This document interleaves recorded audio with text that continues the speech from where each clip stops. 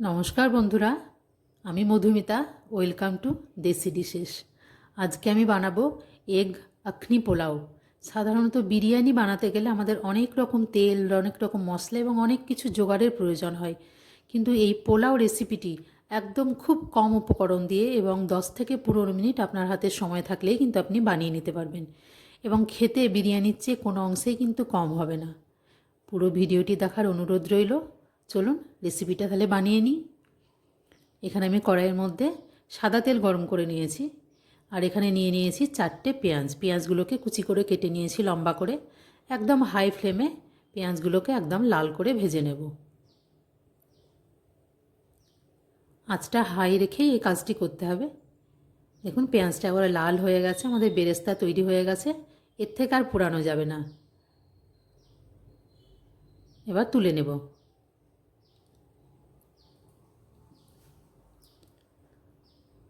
এখানে আমি নিয়ে নিয়েছি প্রায় 8টা মতো ডিম। ডিমগুলোকে আমি ভেজে নেব। ডিমগুলোকে খুব লাল করে ভাজার দরকার নেই, যেহেতু এটা সাদা পোলাও, তাই ডিমগুলোকে খুব হালকা ভেজেই তুলে নিতে হবে। এখানে ডিমগুলো আমার ভাজা হয়ে গেছে।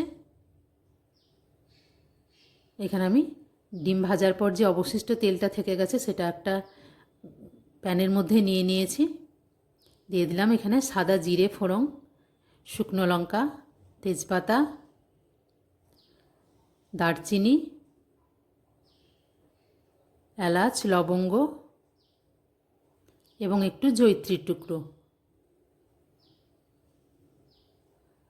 খুব ভালোভাবে এই ফোড়নটা ভেজে নিতে হবে।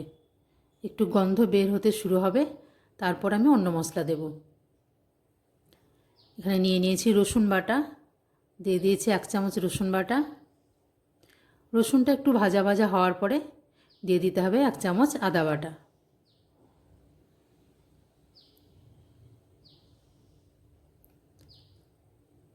আদা এবং রসুনটাকে খুব ভালোভাবে ভেজে নিতে হবে।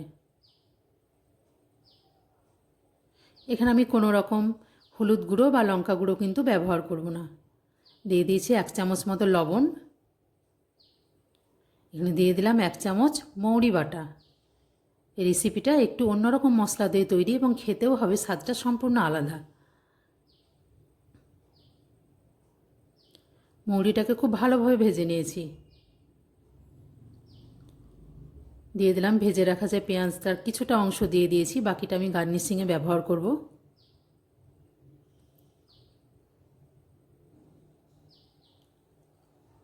ভালোভাবে সবগুলোকে মিশিয়ে নিতে হবে। দিয়ে দিলাম 1 চামচ মতো ধনে গুঁড়ো।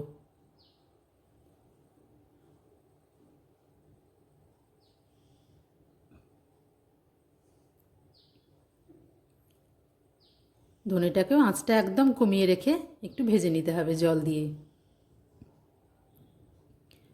যেহেতু এটা আখনি পোলাও, তাই এখানে দইয়ের পরিমাণটা একটু বেশি লাগবে। এখানে আমি নিয়ে নিয়েছি প্রায় 5 চামচ মতো টক দই। এটা আমার ঘরে পাতা টক দই। খুব ভালোভাবে ফেটিয়ে এটা দিয়ে দিতে হবে।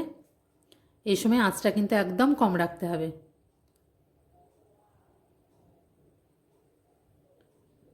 দিয়ে দেবো এখানে 4 থেকে 5টা কাঁচা লঙ্কা। লঙ্কাগুলোকে আমি একটু চিড়ে নিয়েছি।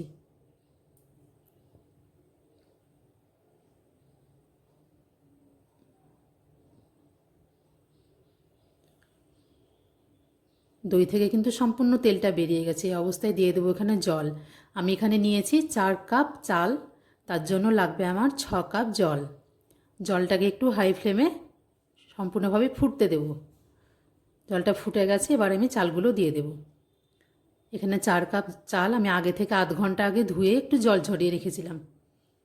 চালটা কিন্তু আধ ঘন্টা ধরে একটু জল সোপ করেছে।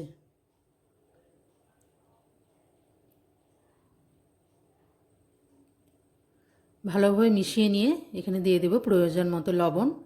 4 কাপ চালের জন্য 4 টিস্পুন লবণ। যেহেতু আগে 1 চামচ দেওয়া হয়েছিল, তাই এখানে 3 চামচ দিয়ে দেওয়া হলো। ভালোভাবে মিশিয়ে নিয়ে একটু হাই ফ্লেমে ঢাকা দেব।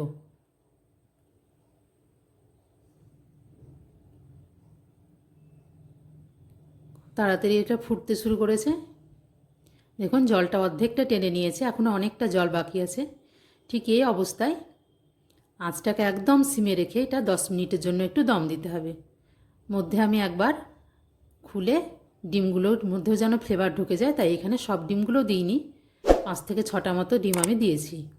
দেখুন জলটা 10 মিনিট পরে একদম শুকিয়ে গেছে আর ভাতগুলো হয়েছে একদম ঝরঝরে, জলের মাপটাও কিন্তু ঠিক আছে। আমার এই রেসিপিটি যদি আপনাদের ভালো লাগে আমার চ্যানেলটিকে সাবস্ক্রাইব করবেন, লাইক করবেন, শেয়ার এবং কমেন্ট করবেন। খুব তাড়াতাড়ি তৈরি হয়ে যায়, ওপর থেকে আমি বেরেস্তাগুলো ছড়িয়ে পরিবেশন করব।